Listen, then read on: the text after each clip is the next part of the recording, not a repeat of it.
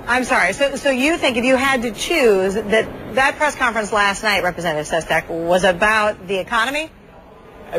Absolutely. The most important issue here is our economy. But he had to say, okay, the ship of state is starting to steady up in this storm.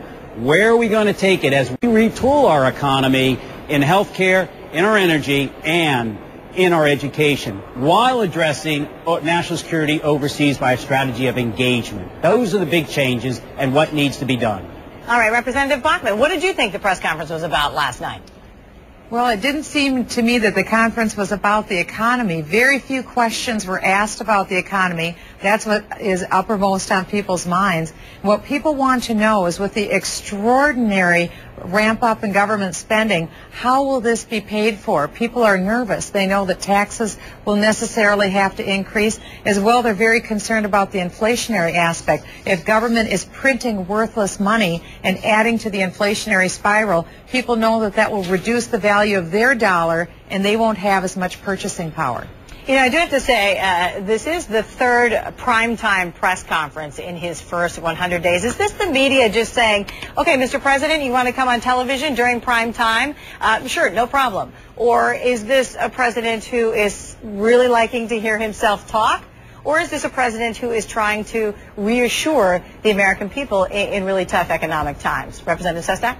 Yes, I absolutely believe, and when I worked at the White House with President Clinton as Director of Defense Policy as a Navy captain, Tony Lake said, whenever you're speaking to the press, it's very important because you're actually making policy because the public gets to know what we're doing. I think from fireside chats in Franklin Delano Roosevelt's time till today, that is very important. And also to what Michele said, a very good point. The president also has to start to answer the question that once we're through this immediate economic crisis, how are we going to go back to a pay-as-you-go government like we voted for in the House yesterday? She's got good points. In addition to that, how can we, which I think you can only give a C to, he tried, but we in Congress have to do more, do it in a bipartisan way. And reconciliation is not the way to do it. Representative Bachmann, why so many press conferences in prime time? Well, the Obama administration is requesting them, and it was interesting. I had heard Dick Morris last evening say that President Clinton also had requested numerous press conferences and was turned down by the national media. But it was apparent to me that press conferences are so different now than they were with previous presidents. It was almost a food fight with previous presidents where reporters would jump up and down and the president would recognize them.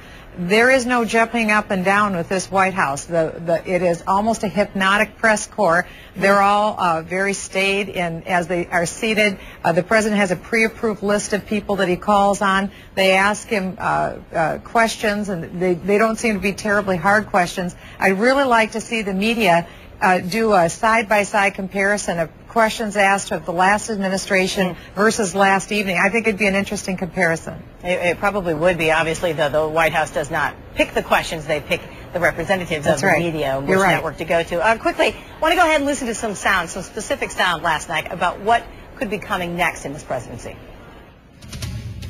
You can expect an unrelenting, unyielding effort from this administration to strengthen our prosperity and our security in the second 100 days and the third 100 days and all the days after that. So we will start to see some of the results of his decisions that have been made in the next 100, 200, 300 days. A lot of these things really haven't made an impact yet. Do you think the honeymoon is over? I mean, what is the number one thing he should be focusing on now as he moves forward? Representative Sestak?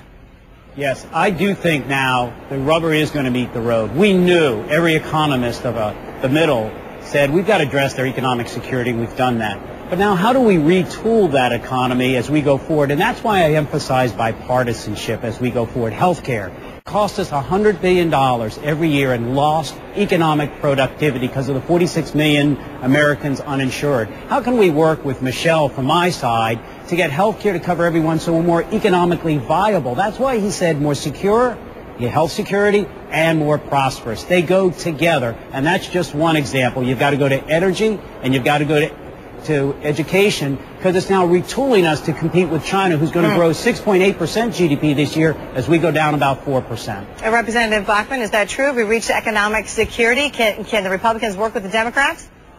Well, there's no question that both Republicans and Democrats are anxious to work together. We would have loved to have worked with them the first 100 days. However, President Obama wasn't interested in having Republican input, and that was very clear. Hopefully that will change now going forward. But I think what I'm very concerned about, Heidi, are the moral implications that are at stake in our country with finances. Will we completely reject free market economics? And that's a real concern, because the policies so far are rejecting free markets, and it's choosing to tax ever more increasing numbers of a minority to expand expenses and to expand gifts that are given to a majority. And I think we can't overlook the moral implications of the debt load that we are putting on 19 and 20-year-olds. 19 and 20-year-olds right now will have to be paying this debt burden. So there's a tremendous moral implication for spending money today to obligate young people in the future. And I'm very concerned about that. All right. Well, we will all be watching very closely, obviously. And I thought it was a very civilized discussion from the two of you. We'd love to have you come back again. Representative Michele Bachmann from Minnesota and Representative Joseph Sestak out of Pennsylvania. Thanks to the both of you. Michele.